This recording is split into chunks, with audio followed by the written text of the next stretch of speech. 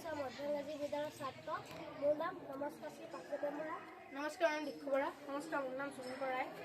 আজি আমি এটি প্ৰজেক্ট বনাই আনিছোঁ। প্ৰজেক্টটিৰ নাম হৈছে ফৌজি চশমা। আমাৰ টিমটোৰ নাম ভাৰত কি জিজ্ঞাসু। আমি বিকশিত ভাৰতৰ ভিতৰত এই প্ৰজেক্টটো বনাইছোঁ।